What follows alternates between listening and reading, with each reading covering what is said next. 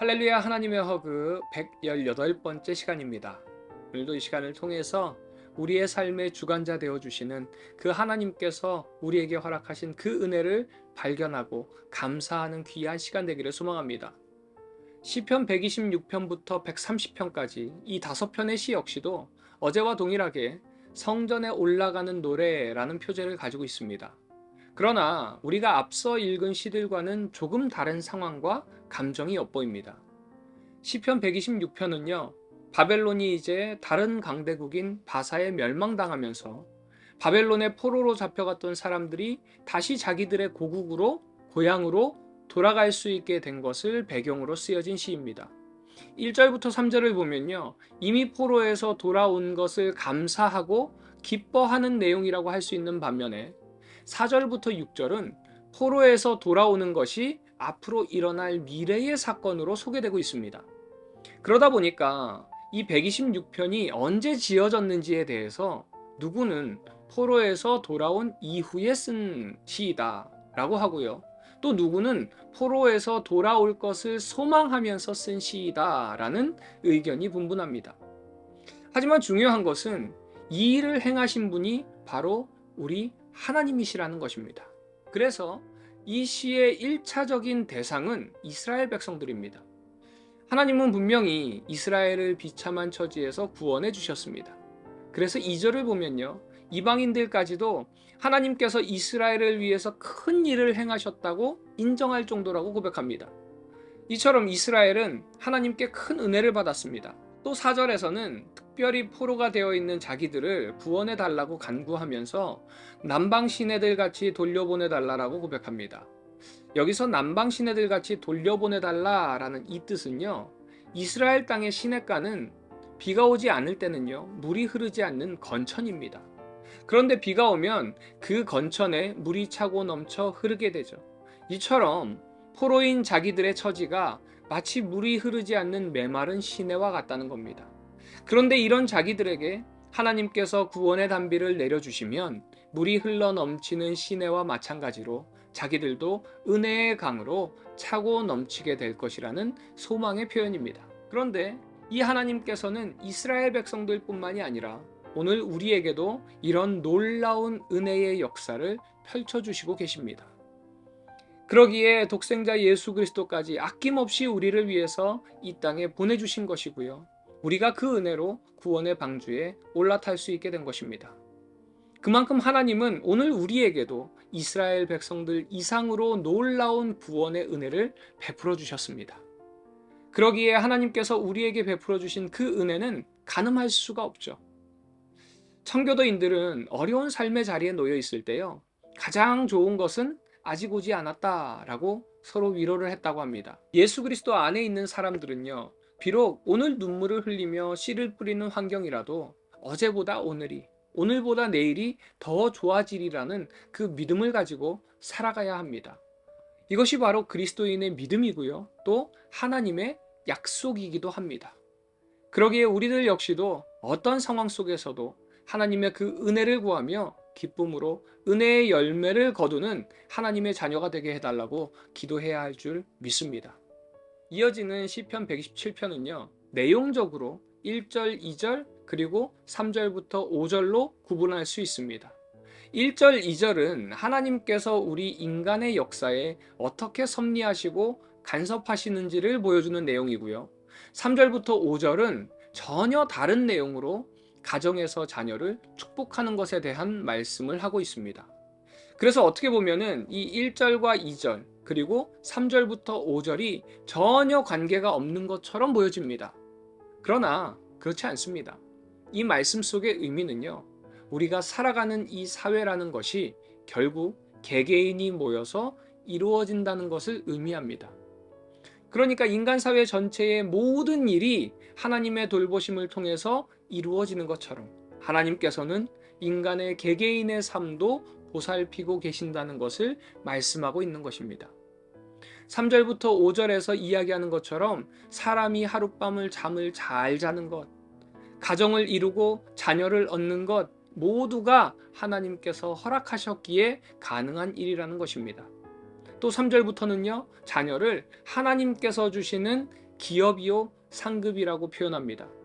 잠이 우리 개인의 건강을 위해서 하나님께서 주시는 복이라면요, 구약에서 하나님께서 가정해 주시는 복을 자녀로 설명하고 있는 것입니다.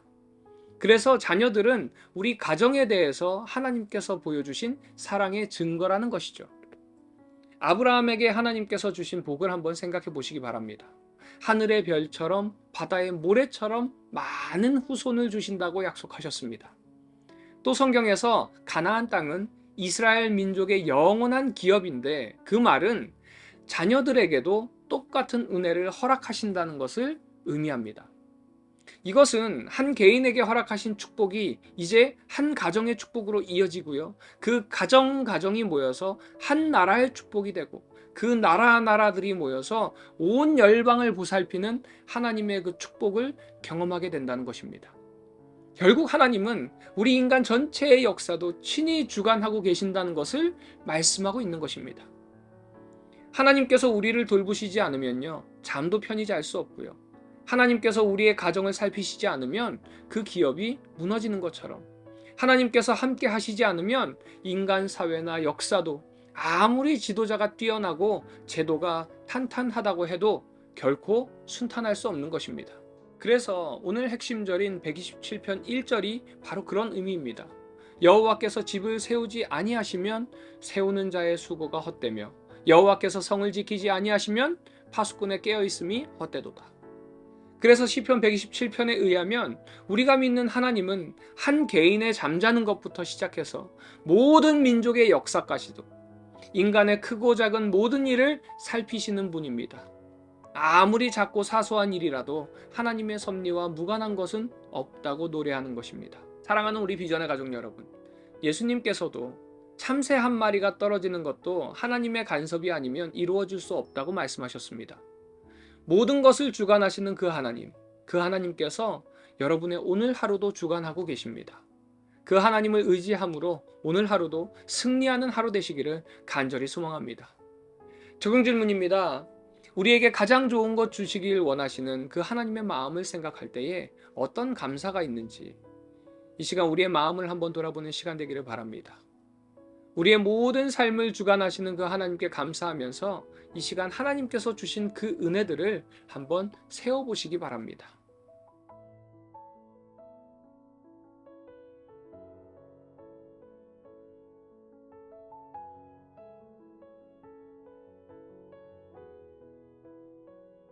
시편 126편. 여호와께서 시온의 포로를 돌려보내실 때 우리는 꿈꾸는 것 같았도다. 그때 우리 입에는 웃음이 가득하고 우리 혀에는 찬양이 찼었도다. 그때 문나라 가운데에서 말하기를 여호와께서 그들을 위하여 큰 일을 행하셨다 하였도다. 여호와께서 우리를 위하여 큰 일을 행하셨으니 우리는 기쁘도다. 여호와여, 우리의 포로를 남방 시내들같이 돌려보내소서. 눈물을 흘리며 씨를 뿌리는 자는 기쁨으로 거두리로다. 울며 씨를 뿌리러 나가는 자는 반드시 기쁨으로 그 곡식 단을 가지고 돌아오리로다. 시편 127편. 여호와께서 집을 세우지 아니하시면 세우는 자의 수고가 헛되며, 여호와께서 성을 지키지 아니하시면 파수꾼의 깨어있음이 헛되도다. 너희가 일찍이 일어나고 늦게 누우며 수고의 떡을 먹음이 헛되도다.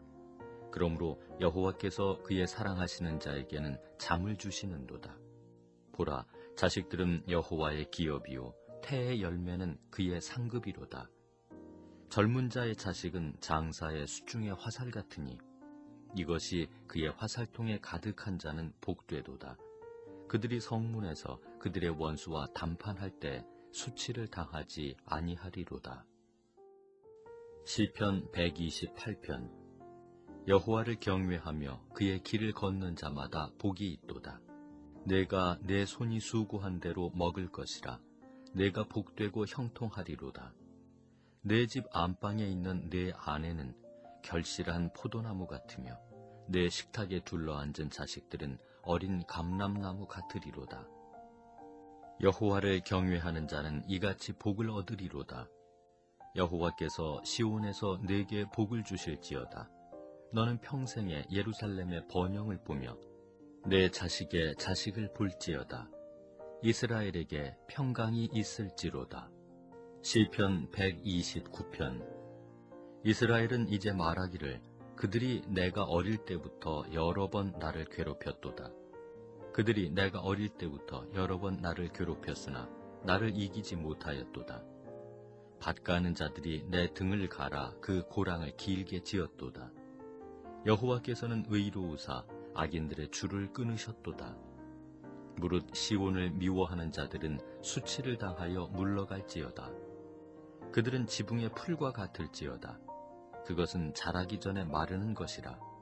이런 것은 베는 자의 손과 묶는 자의 품에 차지 아니하나니 지나가는 자들도 여호와의 복이 너희에게 있을지어다 하거나 우리가 여호와의 이름으로 너희에게 축복한다 하지 아니하느니라. 시편 130편.